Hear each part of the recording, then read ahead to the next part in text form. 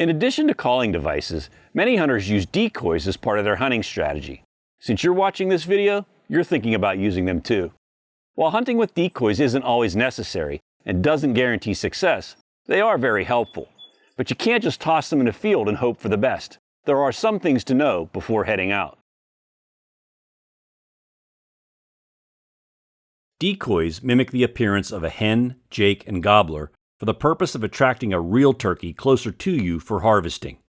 They are made from polyethylene foam or rigid or semi-rigid plastic or rubber and come in varying levels of realism.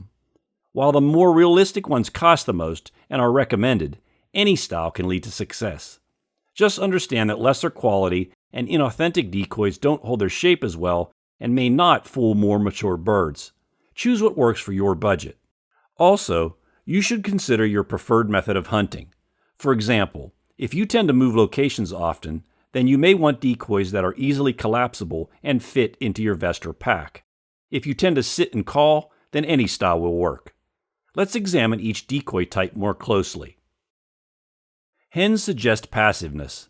They rarely intimidate a gobbler and are most likely to attract one to you. Jakes, or younger gobblers, are a bit more intimidating. When paired with a hen, they may be seen as breeding competition for a more mature gobbler who may come in and fight off his younger competitor.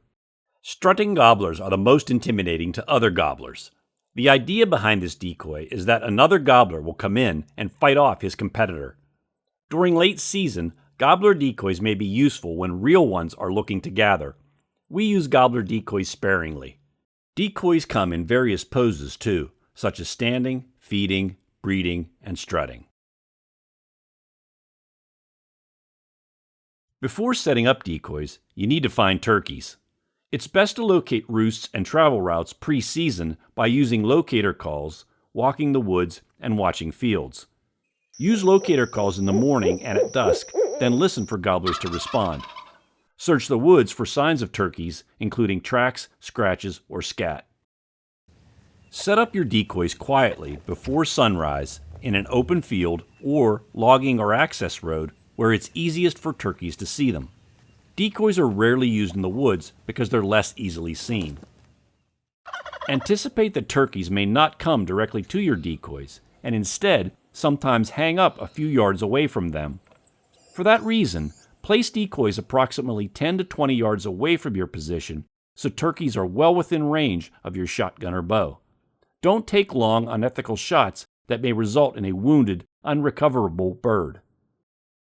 Also, set them about 45 degrees off to your left or right, depending upon how you shoot.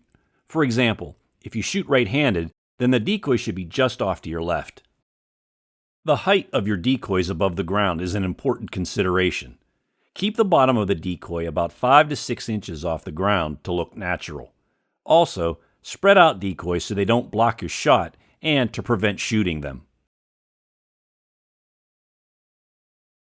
Ideally, decoys should have some movement that's produced naturally, manually, or mechanically.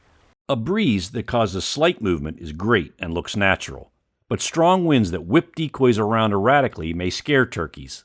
To prevent this, place sticks or landscape spikes on the sides of the decoy. Some hunters tie fishing line or string to a decoy to trigger movement, or purchase ones manufactured to move using a string. There are even battery-operated decoys activated with a remote control. Again, choose what works for your budget. You should understand that hunters have different opinions on what strategies are most effective and when. A strategy may or may not work for you.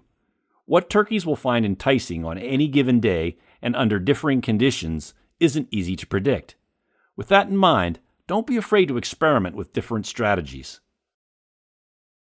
Turkeys are breeding at the start of the spring season, so we suggest trying these setups.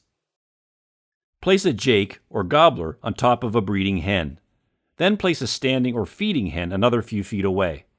Try a few yelps, cut and yelps, along with some gobbler calls. Place a breeding or feeding and standing hen within a few feet of each other, facing the same direction. Place the jake about 6 feet behind the hens as if approaching them. Place one or several hens in the field a few feet from each other. Try some soft to medium yelps mixed with purrs. A cut and yelp may work if you're mimicking an excited, ready-to-breed hen. Male turkeys transition from breeding to feeding in the late season and often travel in bachelor groups. Focus on hunting areas with substantial food, such as food plots, as well as grassy and crop fields. Place a single hen in the field and mix with a few soft yelps. Place a gobbler in the field and make gobbler call and yelps. This is a risky strategy, but worth trying. An aggressive, mature gobbler may defend his territory and come in to fight off your decoy. Before heading into the field, remember these safety tips. Don't transport decoys out in the open. Instead, place them inside a backpack or other non-see-through bag so a hunter won't mistakenly shoot at them. Wear a blaze orange hat when setting up decoys so other hunters can see you. Consider using no decoys when on heavily hunted public land. Be sure to watch our video on turkey hunting safety to learn more. Decoys can be part of an effective turkey hunting strategy. If you're looking to give them a try, then an affordable, realistic, and versatile option we recommend is the HS Strut Lite flock set. It includes 2 hens and a jake. Check out the video description for a link to this product. They'll have you harvesting monster gobblers in no time.